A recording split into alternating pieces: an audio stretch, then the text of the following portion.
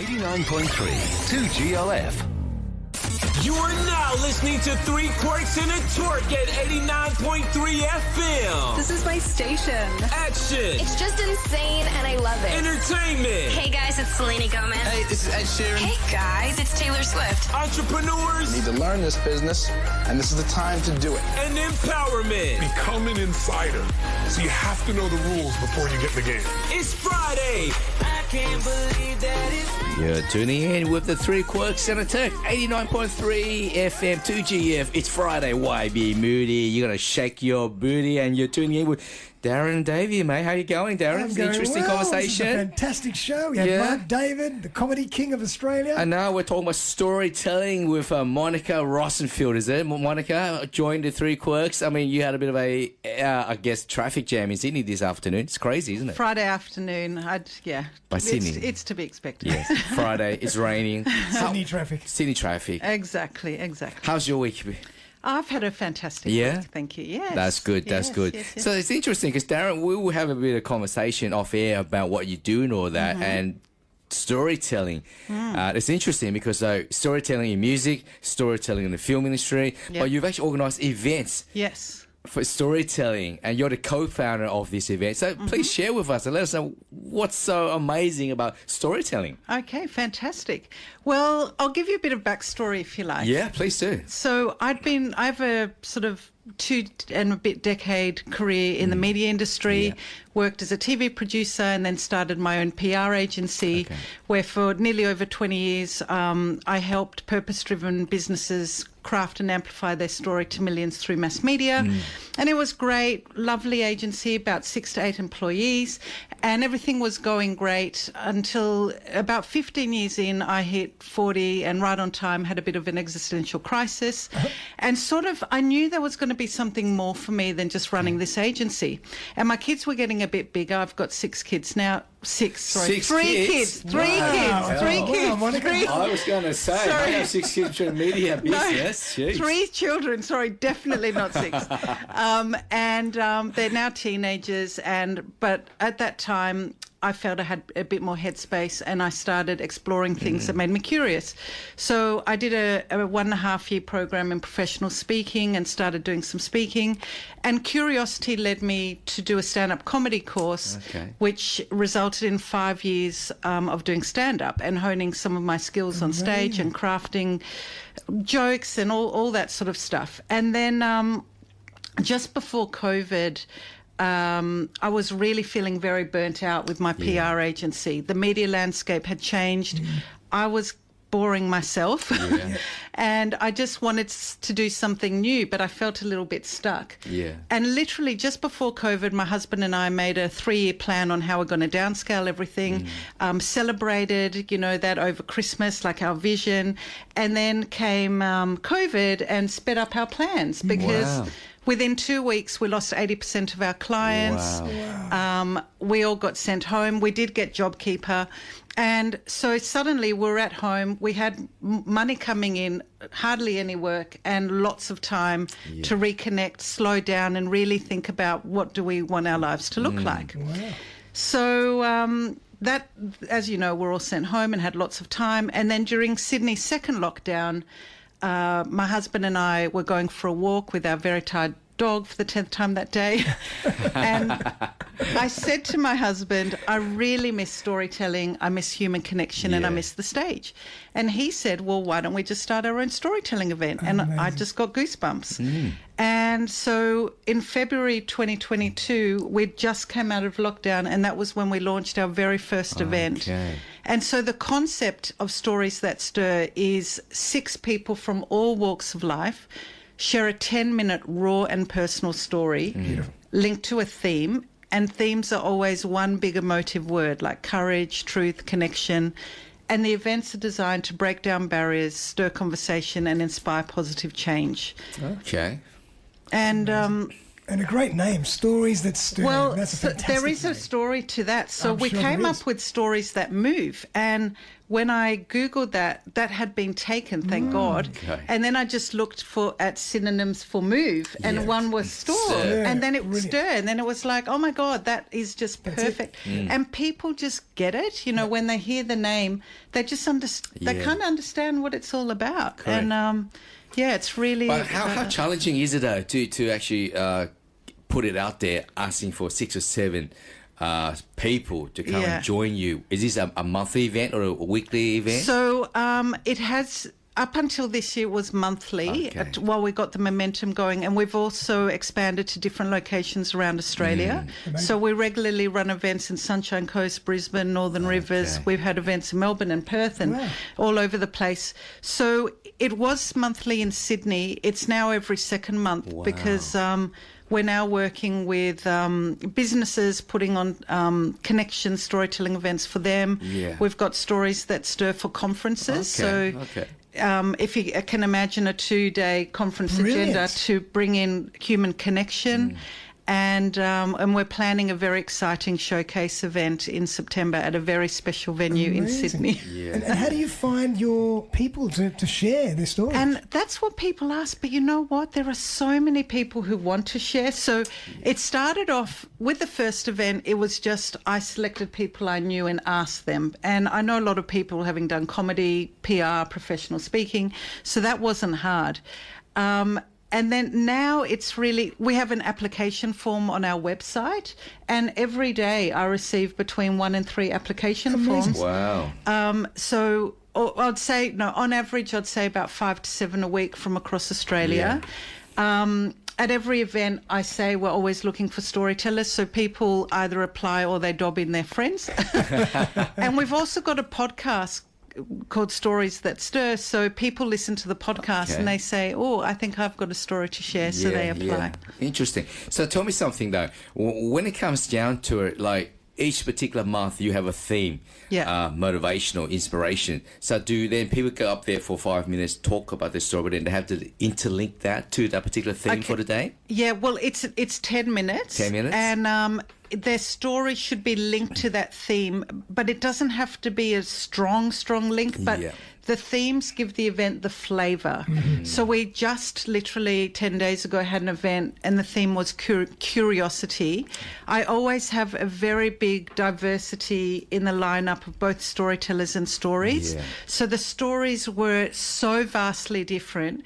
And what I do with my themes, I make sure it's a word that no matter what the story is, you can angle it. Yeah. You can just angle it to that. Okay. So one story would suit strength, courage, truth. It's just how you angle it. I get you. But yeah, as long as they mention the word once or twice, I'm happy with that. Right. So it's almost like a comedy TED Talk for A 10 little minutes. bit, yeah, but it's not comedy. It's Oh, it's not comedy, sorry. no, It's raw and personal, stories. There can be funny stories, but it's definitely not a stand-up Yep, set. okay. Yeah. And from your experience, do people, is very emotional, it's a raw story? Like, yeah. So a lot of people share traumas that have happened in their life, but they share it from a inspirational position of power. Yeah. But it's not all sad, traumatic stories, but that is part of it. So we do have people, it really is a platform where people can come up and share their truth. Okay. And share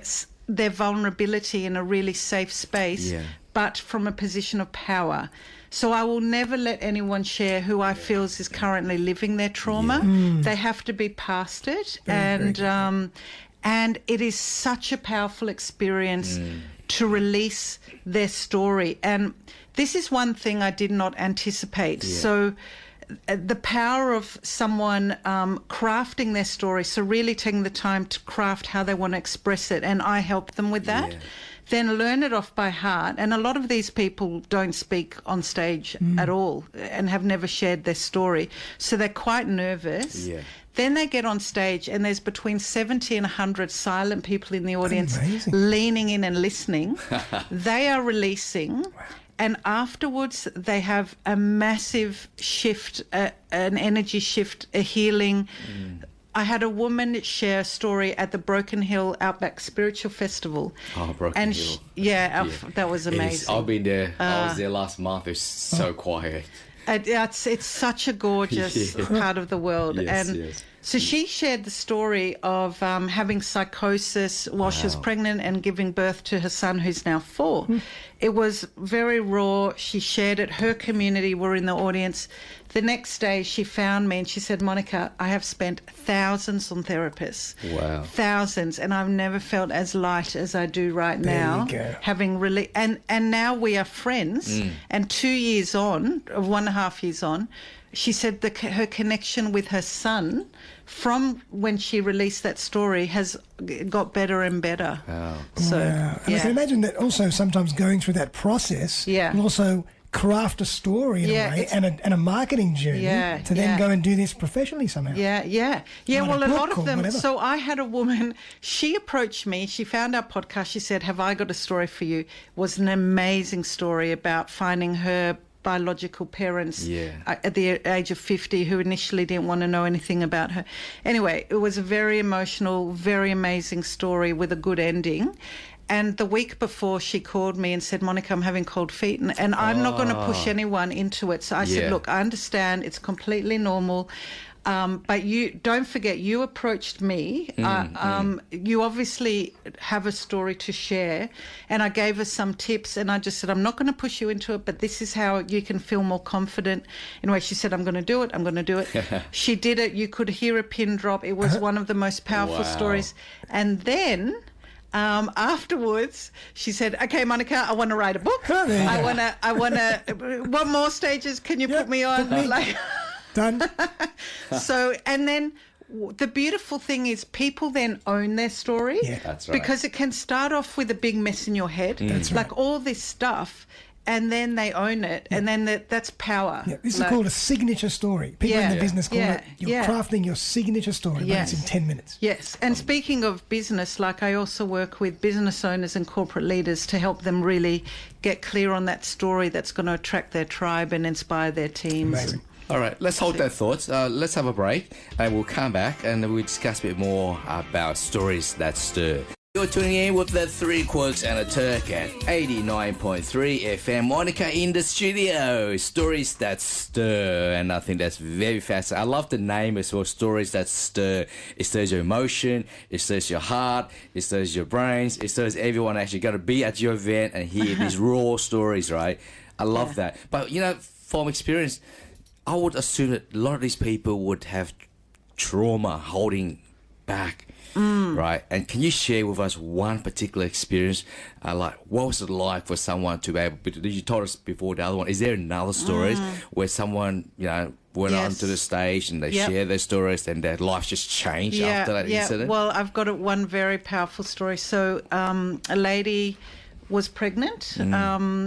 Quite pregnant, like 6 months pregnant. Wow. And she came to me and said she'd had quite a lot of sexual abuse in her past, and she really wanted to release that story before giving birth to her daughter. Yeah. And so I worked with her on the story. Yes, it was a heavy story, but with a very good ending. Like, because a lot of these people are now doing things that are helping other people in the area where they experience trauma.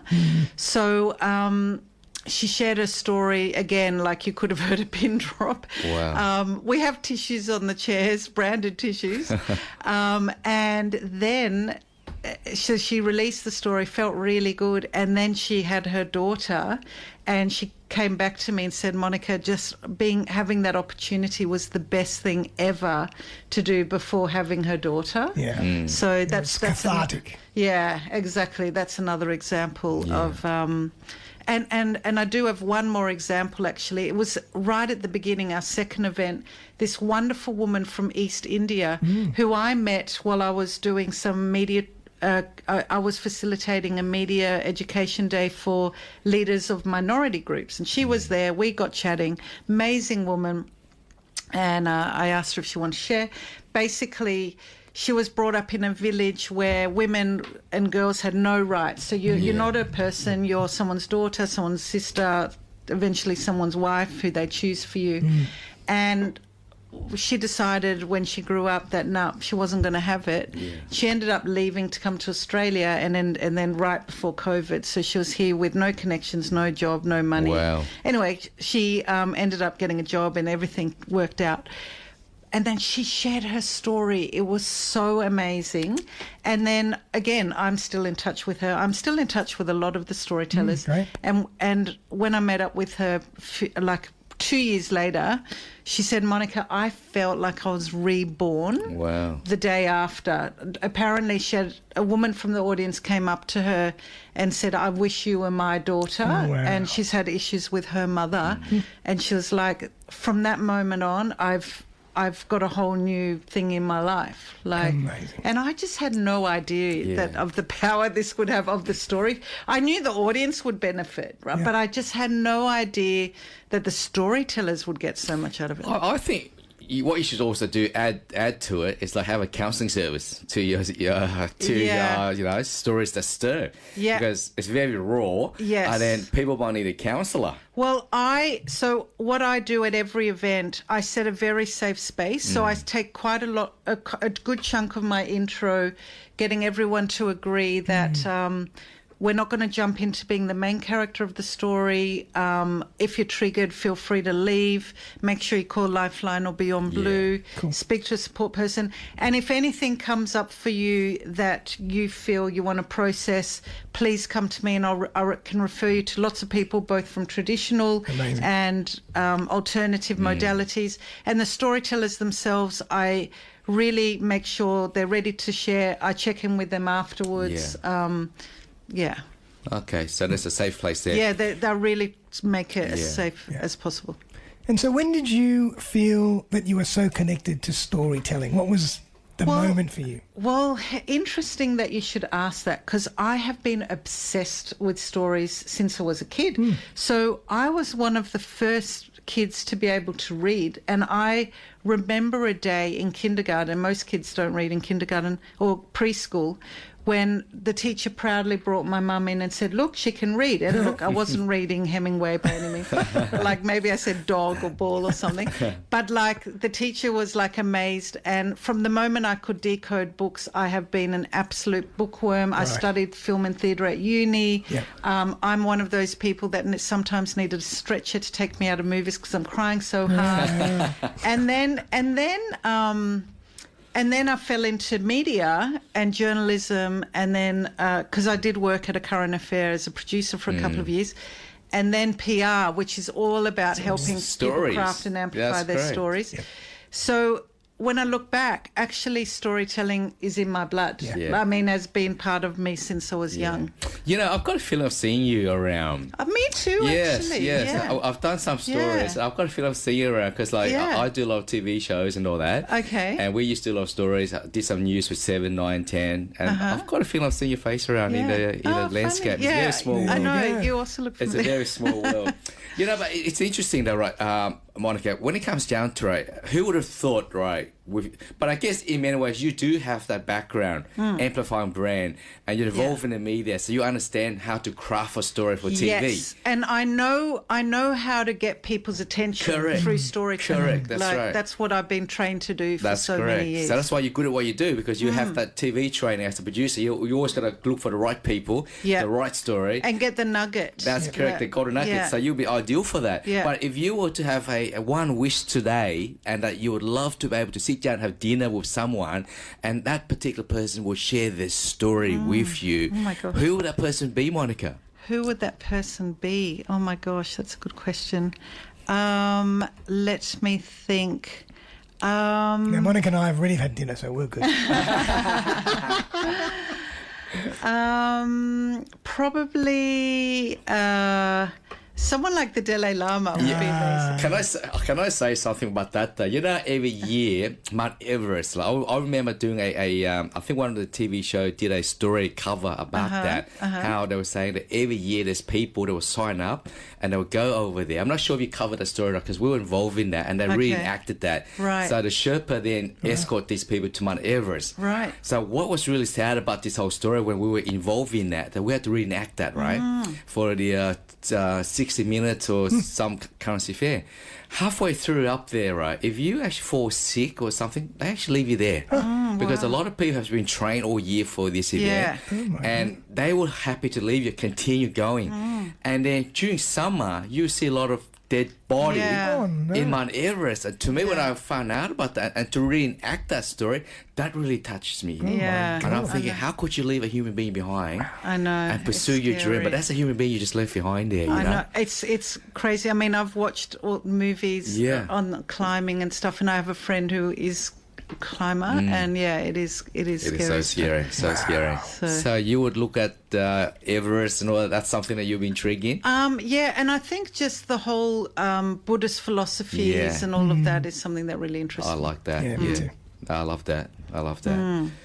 But from a business perspective now, right, you mentioned that people will actually come to this event. Now, for those who haven't been there, what would that look like? What would this landscape look like for someone attending this event? You told Darren and I before what it looks like. Can you share that with our Sure. listeners, what it looks like? Yep. So our events in Sydney are held on King Street in the city in a beautiful venue called Mezzanine House, which is actually owned by Business Chicks, which is a beautiful networking business, events business. Anyway, so you come up this elevator in this beautiful old style heritage building. You walk in and your senses explode because the people who own this venue, they just know how to engage every sense when it comes to The aesthetic. events. Yes, the love smells, the sight, the sounds, the music, I love that. the ambience. So you have a choice to buy a VIP ticket. Now, if you buy a VIP ticket, you get dinner. And it's a communal dinner. So you get to actually come earlier than everyone else, secure your seats, so like put all your jackets on the seats. And then there's big tables where you go and eat dinner with the storytellers. Okay. And you just get put with people. You'll get put with your friend, but you'll also get put with, 6 or 8 other people. Yes. And that's part of the whole community connection Okay. vibe I like that we are. It's Stories That Stir is all about community, yes. and people have met their best friends at Stories That Stir. And Wow. I've You met share- my You share your stories and your food. yes. So hang on, when you say you're saying as a community food, does that mean that everyone shares everything on the table? No, it's a it's As a a buffet? buffet. Yeah, Okay, yeah. it's a Beautiful, a beautiful buffet, not Okay. like like one of these cheap and nasty things. Yeah, yeah. And then. So that's if you come and have dinner. If not, you just get a ticket. Yeah. You come in 15 minutes later than the dinner eaters. And a lot of people for the first... So it's generally 6 for a 6:30 start. So a lot of people just chat and mingle a little bit beforehand, get a glass of wine or whatever alcohol they want. And then at 6:30 sharp, it starts, and it's a really pretty venue. Everyone's got a great view. Seats are very comfortable. And then I introduce it, then we have 3 storytellers, an intermission to give people a real chance to connect again, another 20 minutes, and then back 3 storytellers, and then it's hard to get people out. Yeah, absolutely. But I'm encouraging connection, and storytellers are there to, talk to the people, but by 9:30 we leave the building. And then you do a podcasting after that. Did you mention podcasting? Our podcast is recorded live on the night. Okay. So the stories. So when you listen to the podcast, which you can find on any podcast app, you feel as if you're at the event. So we include my introduction to the person, to the stage, and then you hear the stage, you hear the laughing, you hear everything. Yes. So it's very raw, like it's like you're there. I love that. And from the very first event, I just knew we needed a podcast because I just didn't want the people who live in the tiny dot of, wherever the room is that we're holding the storytelling to benefit. I wanted everyone with a device and access to podcasts to benefit. Yeah. And it's having that podcast is perfect because it is part of our marketing strategy in a way. Right. Like that's if anyone wants to know, well, what stories that stir, I say, well, just listen to 1 or 2 stories and you'll understand exactly what we're about. So where's the website for this? Is there like a website? What's your website? Storiesthatstir.com. Okay. Yeah. Okay. That's interesting. Now that's a really quick. I'm intrigued by this concept. It's really interesting. You know what I mean? Storytelling. It's raw. You're getting people out there to share the story, and then you have a podcast. I mean, you're also focusing on a podcast, which is the digital side of it, but also you go national. Share with us. So you plan to go national as well? Yeah. Well, we're already national. So my goal has always been to be as big and impactful as TEDx, except instead of ideas worth spreading, our mission is facilitating human connection and healing through storytelling. Yep. So the way the national thing started, I had someone I know who lives on the Gold Coast speak at my Sydney event, and she said, do you mind if I take this to the Gold Coast? And I was like, I do not mind. That's part of my strategy. So I was like, yes. Suddenly I could see that someone will want to do this. Yeah. So we put together the whole licensing model, and the idea is that I have created the systems so that they can literally create the magic that we've created here in Sydney, pick it up and do it in any location. Love that. Perfect. Now, they'll bring their flavour to it because it's their community and That's they right. MC or, whatever. But that's perfect. Like, there are a few things that must be stuck to. The format's always the same? There is, so the format's always the same, and some things have to be said as part of the intro, like the safety stuff and, Of course. what our mission is and all that. And, but, so all stories that stir, I want people to, no matter where they go, that they know kind of what they're getting. Nice. So. Folks, you are tuning in with the Three Quirks in Turk, 89.3 FM, 2GF. Let's get a break. We'll be right back after. I love the story Monica's bringing up, and I love the business model too, Monica.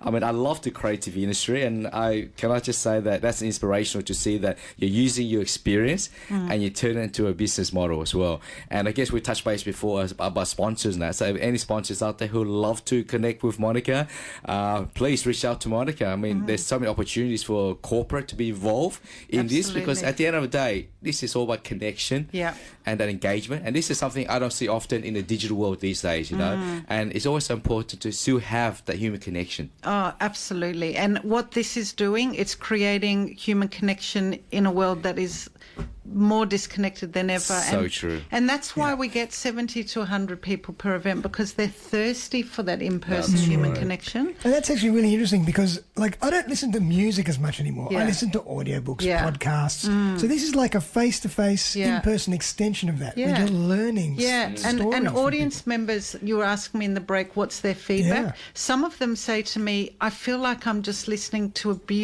I'm in a beautiful conversation that I don't need to do anything, just listen.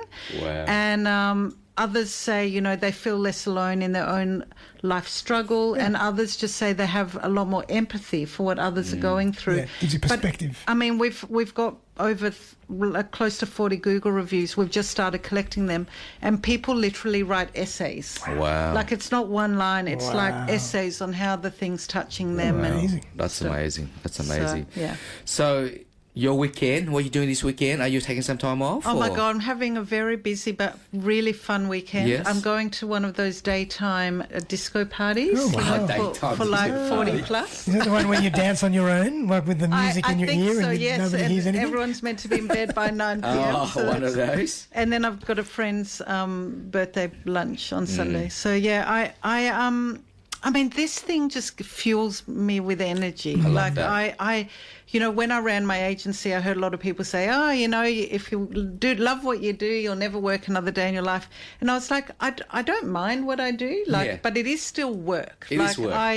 I longed for the weekend. I would have not had any meetings unless I absolutely had to on the weekend. Yeah. Now, this is play for me. Like this is work and play, and I just love it. So, That's right. but in a way, there's a danger there because you can almost be in danger of not switching off. Because you like it so much. Also, because it's your business. Yeah, it's a business, so I still need to. But I'm very good at having Yes. downtime and Yes. fun time. And your husband's involved as well. Your kids involved. Yeah. So, this is the beautiful thing. The family have just come together with this. Like, Love that. They, when we closed our business, we didn't sell it, we closed it, and we had to kind of sacrifice a bit of, stuff that they were used to, like no more cleaners, so now, they had to clean the house and stuff. And going out to restaurant on special occasion, and they are so proud of what we're doing. Great. So they come to most events. My son is the door bitch.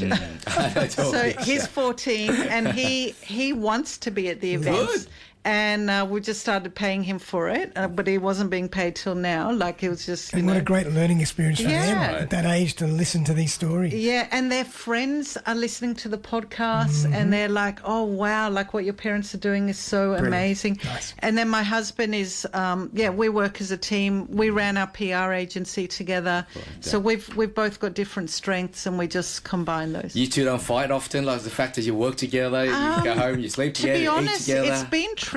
Like with the PR agency, we were in a big warehouse space and we were very rarely together in the business. Now we're in this tiny little room. Well, I wouldn't even call it a room. It's like a little porch that we converted to an office. And it's been, interesting negotiating our roles and how we work, but it's all good. Good. Yeah. I love that.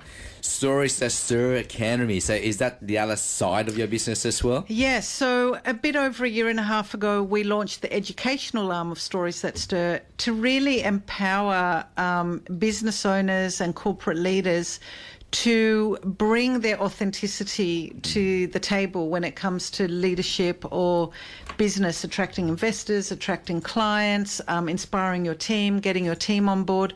I mean, all the top business gurus say that storytelling is king in business, but a lot of business owners aren't doing it, and corporate leaders are not doing it because they don't know how, they lack the clarity, they think their life's boring, they've got nothing to share, they don't want to overshare.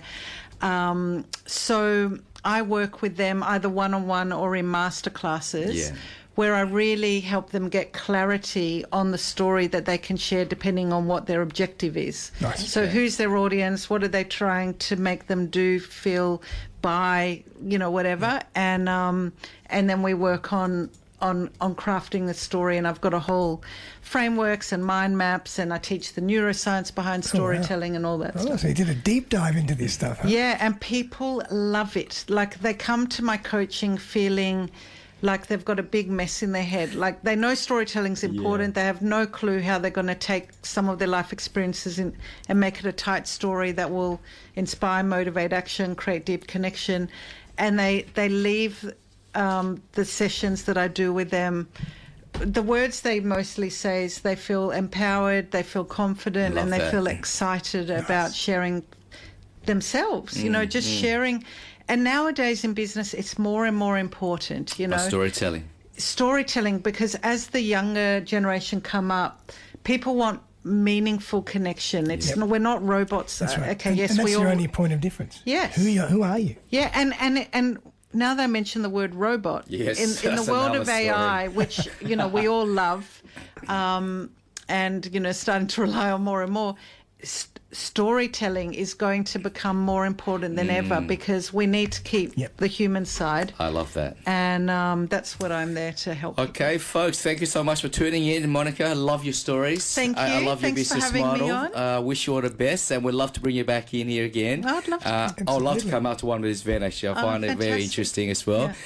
To our listeners out there, you want to reach out, Monica, storiesthatstir.com. AU or just .com? Because we're going global. So. You're going global. Amazing. So take care of yourself, everybody. Drive home safely. It's Friday. I know it's raining. Take care of yourself.